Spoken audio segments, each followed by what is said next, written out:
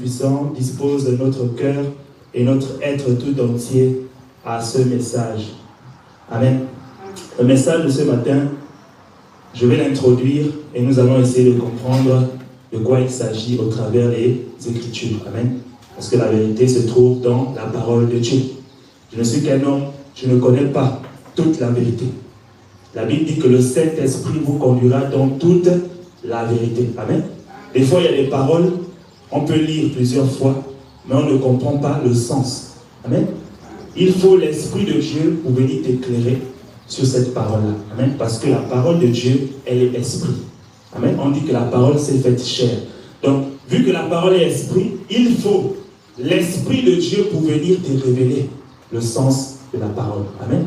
Et c'est pour ça que le Seigneur utilise ses serviteurs. Il a créé les 5 ministères de l'Église. C'était pour atteindre la connaissance parfaite de Christ. Amen. Et le Saint-Esprit, toi-même, peut te révéler. Parce que beaucoup de personnes sur la terre, même dans la Bible, n'ont pas été enseignés par un homme. Amen. Ils ont été enseignés et révélés par l'Esprit lui-même. Certains sont comme ça aujourd'hui. Si on prend le cas de notre cas, nous, ce n'est pas forcément un homme qui nous a prêché, c'est l'Esprit qui nous a révélé. Amen. La mission, l'Esprit te révèle, comme disait le frère la dernière fois, l'Esprit va te révéler la mission. Amen. Et tout chrétien, tout enfant de Dieu doit connaître pourquoi il est sur la terre. Quelle est ta mission? Pourquoi Dieu t'a appelé? Tu dois connaître ça. Mais ça, ce n'est pas un homme, c'est l'Esprit de Dieu qui doit te convaincre à l'intérieur de toi de qui tu es.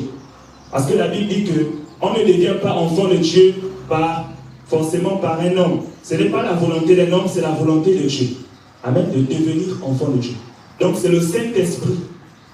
Quand il vient dans ta vie, l'Esprit de Dieu témoignera à ton esprit, toi, que tu es devenu enfant de Dieu. Amen. Donc ce n'est pas la volonté d'un homme, comme on disait hier, c'est la volonté de Dieu.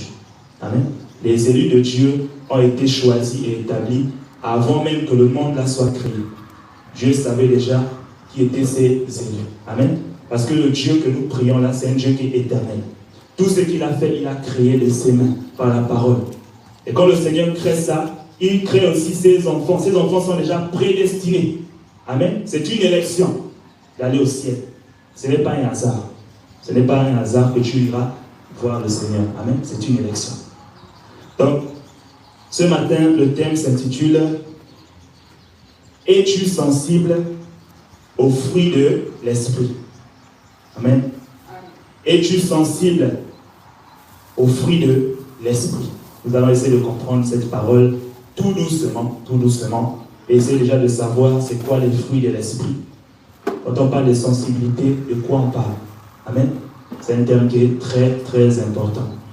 Donc, pour intituler ce thème, pour commencer, nous allons lire le premier passage dans le livre de Matthieu 8, versets 24 à 26. Matthieu chapitre 8. Éternel Dieu, que ton nom soit élevé, que ton nom soit glorifié. Seigneur, dirige-nous encore dans cette exhortation. Au nom de Jésus-Christ. Amen. Donc, Matthieu 8, versets 24 à 26. Matthieu chapitre 8. Est-ce que la parole est ici? Verset 24.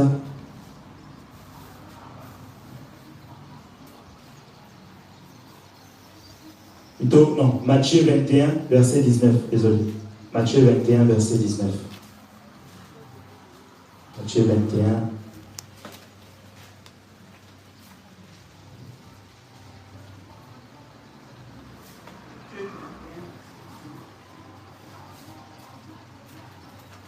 À partir du verset 18. Matthieu 21, à partir du verset 18.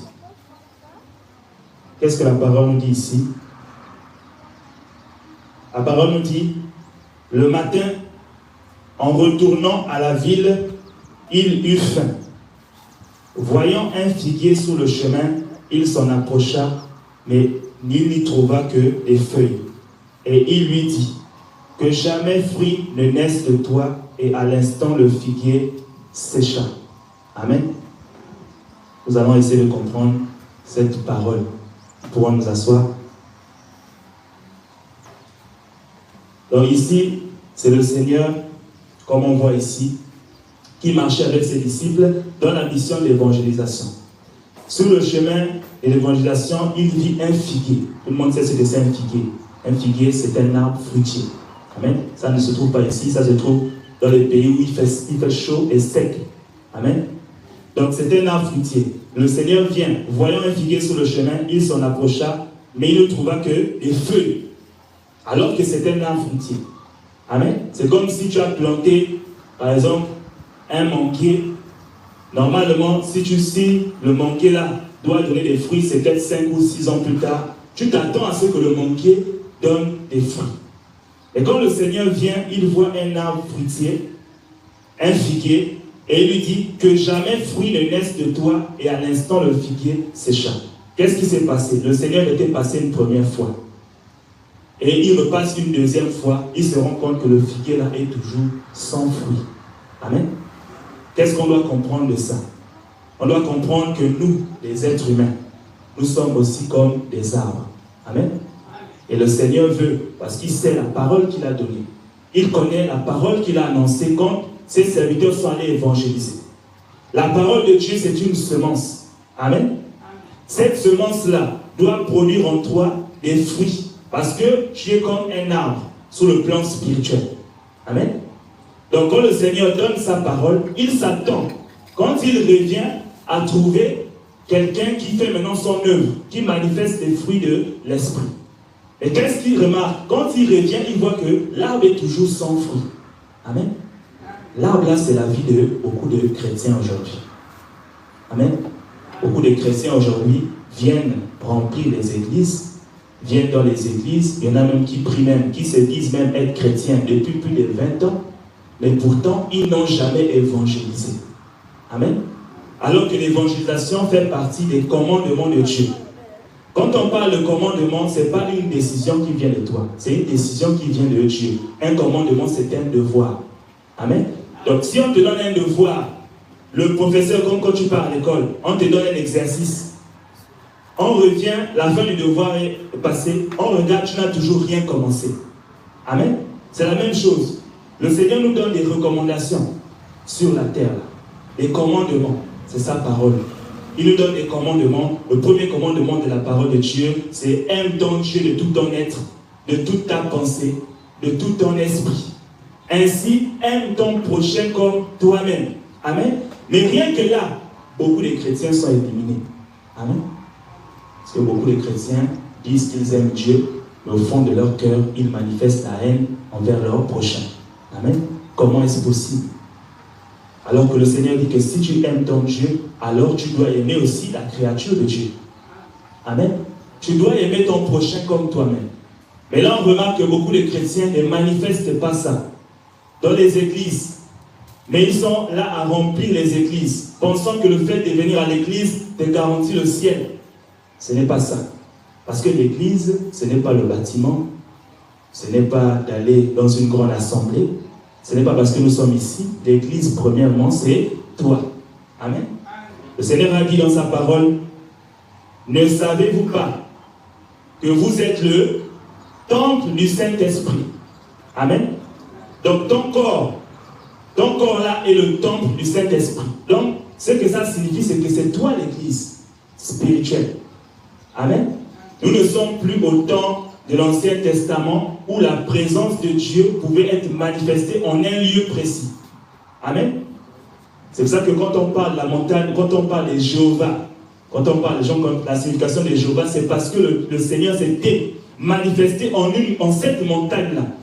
Et en guise d'adoration, on avait dit que ce lieu maintenant s'appellera Jéhovah. Amen. Mais Jéhovah, ce n'est pas Dieu. Amen. Jéhovah, ce n'est pas Dieu. Beaucoup de gens donnent des noms à Dieu, mais Jéhovah, ce n'est pas Dieu. Il s'est révélé à Moïse comme étant « Je suis, celui qui est ». Amen.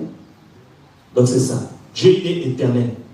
Donc Dieu, ce n'est pas en un endroit forcément que si tu pars, par exemple, je prends l'exemple, tu pars forcément à l'Alliance chrétienne, que forcément là-bas, Dieu sera là-bas. Amen. Dieu, il habite en nous, par son esprit. Le sacrifice du Seigneur à la croix, comme je disais hier pendant l'évangélisation, il avait deux vocations, plutôt trois vocations. La première vocation, c'était premièrement de nous libérer de la puissance du péché. Amen. Comment est-ce possible? Le péché, quand on dit celui qui pêche nuit à son âme, on sait que le péché et la malédiction se cachent dans le sang.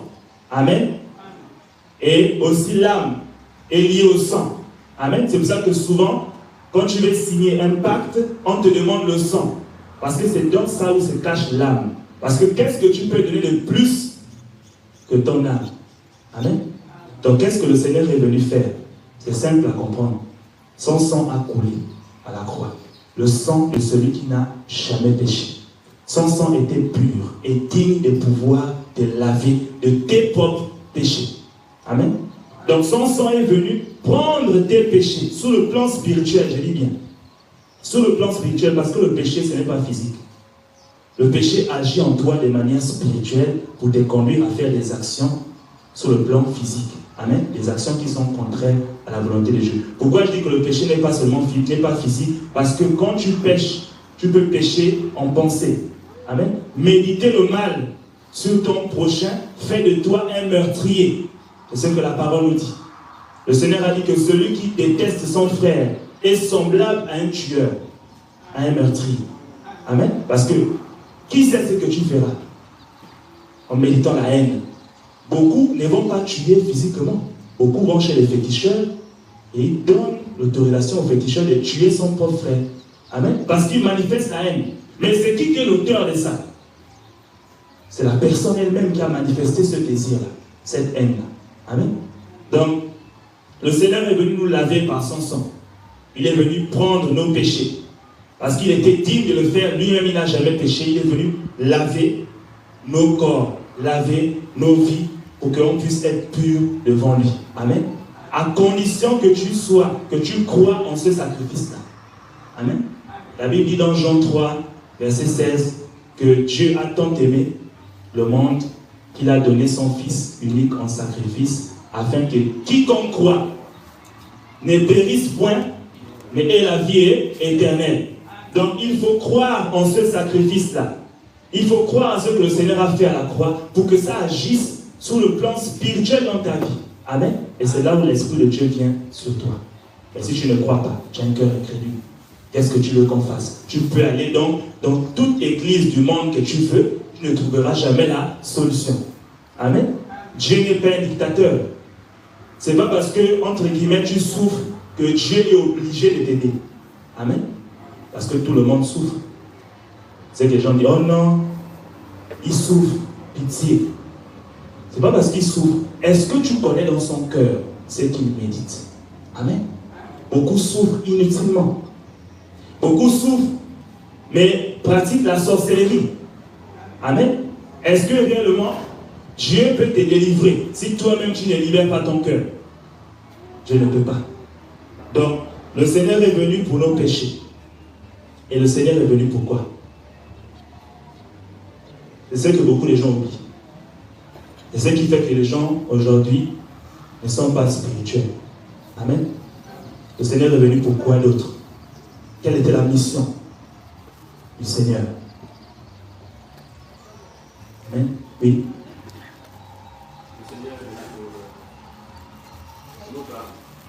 Amen. Donc, le Seigneur est venu effectivement pour notre âme. Et ce que je disais, ça rejoint ce que j'ai dit. Il est venu pour nous laver du péché afin que notre âme soit sauvée. Amen. Il n'est pas venu pour les choses terrestres, comme aujourd'hui les gens aiment bien ça. Or, il faut que ma situation évolue. Mais tu ne sers pas Dieu. Comment tu veux que ta situation évolue? Amen. Comment tu veux une évolution dans ta vie si tu ne sers pas Dieu? Si tu ne crois pas, ce n'est pas possible. C'est pour ça que le Seigneur a été clair. Cherche premièrement le royaume et la justice de Dieu, et le reste deviendra. Tous les projets, hier on a lu ça, donc je crois vendredi. Le cœur de l'homme a beaucoup de projets, mais c'est la volonté de Dieu qui s'accomplit. Amen. Si tes projets sont contraires à la volonté de Dieu, ils ne s'accompliront jamais. Amen. Tu vas seulement avoir des projets inutiles. C'est pour ça qu'il faut coïncider tout ce qu'on fait dans le plan de Dieu. Premièrement, tu dois te conformer à la parole de Dieu. Tu dois t'abandonner à Dieu pleinement. Amen. C'est là où les gens n'arrivent pas. Donc, quelle était la deuxième vocation? C'était de nous accorder le Saint-Esprit. Amen. Si tu rejettes le sacrifice du Seigneur à la croix et que tu veux vivre comme un homme charnel, c'est comme si tu blasphémais contre le Saint-Esprit. Amen. Tout être, tout chrétien, qui se dit chrétien, qui se dit être enfant de Dieu, doit manifester la vie de l'Esprit. Tu dois obligatoirement demander au Seigneur le Saint-Esprit. Tu ne peux pas faire de l'œuvre de Dieu sans le Saint-Esprit. C'est impossible. Amen. Ça ne sert à rien. Parce que le Seigneur cherche, comme je disais, des vrais adorateurs, des adorateurs qui adoreront le Père en esprit et en vérité. Il ne faut pas oublier que l'église du Seigneur, elle est spirituelle. L'église, ce n'est pas le bâtiment. L'église, c'est le Saint-Esprit qui habite dans nous les humains. Amen. C'est ça l'église. C'est ça l'église du Seigneur. Quand vous regardez Actes des apôtres, les apôtres ont commencé, ils n'ont pas commencé l'œuvre de Dieu, ils ont attendu dans la chambre haute. Amen. La promesse du Seigneur. Le Seigneur leur avait promis qu'il ira au Père et qu'il leur apportera le consolateur qu'on appelle le Saint-Esprit. Amen. Donc, si nous revenons à notre passage ici, il s'agit d'un figuier, d'un arbre fruitier qui ne donne pas de fruits. Beaucoup de gens sont comme ça dans l'église aujourd'hui. Amen. Ce sont des arbres qui ne portent pas de fruits. Quand on dit que tu es un arbre, c'est que la parole de Dieu a déjà fait quelque chose en toi. Amen. Tu as déjà peut-être changé ton mode de vie, mais tu n'as pas encore les fruits de l'esprit. Maintenant, la question, c'est quoi les fruits de l'esprit? Qu'est-ce que c'est les fruits de l'esprit? Est-ce que quelqu'un peut donner un exemple? Oui. Les fruits de l'esprit, c'est la paix, la joie, la bonté, la modérité, la fidélité, la patience, la tempérance, l'amour. Amen. Amen. C'est ça les fruits de l'esprit. Nous allons lire ça en détail, mais avant ça, nous allons prendre Matthieu chapitre 7, verset 15 à 20. Matthieu chapitre 7, verset 15 à 20. Matthieu chapitre 7, verset 15 à 20. Donc tout le monde a compris de quoi il s'agissait. Quand on prend la parabole du Seigneur avec le figuier, c'est nous-mêmes. Le Seigneur dit, tout arbre qui ne porte pas de fruits sera jeté, coupé et jeté au feu. Amen. Tout arbre, il parle de nous dans l'église. Tu es dans l'église depuis 15 ans, depuis 20 ans, tu ne manifestes pas les fruits de l'esprit. Pourquoi? Quelle est la raison de ça? Amen. La raison, ce n'est que toi. C'est un problème de compréhension. Comme on disait, c'est un problème de consécration, c'est un problème de renoncement de soi. Amen. Le Seigneur a dit, celui qui veut venir après moi, qu'il renonce à lui-même, qu'il se charge de sa croix et qu'il me suive. Amen. Donc c'est ça la volonté de Dieu. Donc, Matthieu 7, verset 15 à 20, la parole nous dit, gardez-vous des faux prophètes. Ils viennent à vous en vêtements de brebis, mais au-dedans ce sont des loups ravisseurs. Vous les reconnaîtrez à leurs fruits. Cueille-t-on des raisins sur les épines ou des figues sur les chardons? Tout bon arbre porte de bons fruits, mais le mauvais arbre porte de mauvais fruits. Un bon arbre ne peut porter de mauvais fruits, ni un mauvais arbre porter de bons fruits. Tout arbre qui ne porte pas de bons fruits est coupé et jeté au feu. C'est donc à leurs fruits que vous les reconnaîtrez. Amen. D'où le thème de ce matin. Es-tu sensible aux fruits de l'esprit? Amen. Si déjà tu ne connais pas les fruits de l'esprit, est-ce que tu es sensible? Pourquoi je dis ça? Parce que quand vous voyez le thème ici, le Seigneur parle des faux prophètes. Amen. Il parle des faux serviteurs de Dieu qui viendront en apparence de brebis, mais à l'intérieur d'eux, à l'intérieur du cœur, ce sont des loups ravisseurs. Amen. Le problème aujourd'hui de l'Église, c'est que beaucoup de chrétiens font confiance aux mauvaises personnes, s'associent aux mauvaises personnes à cause uniquement de l'apparence. Amen. On voit uniquement ce qui frappe à l'œil. C'est dans ce sens-là que vous voyez que les églises sont remplies aujourd'hui. Parce que dans les églises là, l'église est peut-être, on va dire, bien construit. Le pasteur s'habille très bien, le pasteur a l'argent, ainsi de suite. Dans l'église là, il y a des instruments, il y a tout.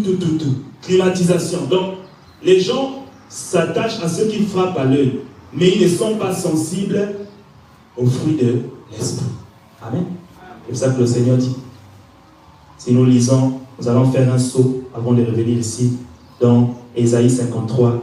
Parce que j'aime bien cette parole-là. Une parole qui parle beaucoup. Ésaïe 53. Après, nous allons revenir dans ce passage. Ésaïe 53, à partir du verset 1. Ésaïe 53. Amen. La parole nous dit: qui a cru à ce qui nous était annoncé? Qui a reconnu le bras de l'Éternel? Il s'est élevé devant lui comme une faible plante, comme un rejeton qui sort d'une terre desséchée. Il n'avait ni beauté, ni éclat pour attirer nos regards. Amen. Et son aspect n'avait rien pour nous plaire. Méprisé et abandonné des hommes, homme de douleur et habitué à la souffrance, semblable à celui dont on détourne le visage. Nous l'avons dédaigné, nous n'avons fait aucun cas de lui. Cependant, ce sont nos souffrances qu'il a portées, c'est de nos douleurs qu'il s'est chargé, et nous l'avons considéré comme frappé de Dieu et humilié. Mais il était blessé pour nos péchés, brisé pour nos iniquités. Le châtiment qui nous donne la paix est tombé sur lui, et c'est par ses meurtrissures que nous sommes guéris. Amen. On parle de qui ici? De qui on parle? Tout le monde est conscient qu'on parle du Seigneur Jésus-Christ. On décrit ici. Le prophète Ésaïe décrit sans l'avoir vu physiquement, parce que Ésaïe vient avant le Seigneur sur le plan temporel. Sans avoir vu le Seigneur physiquement, il l'a vu sur le plan spirituel. Comment le Seigneur serait sur la terre. C'est ça la prophétie.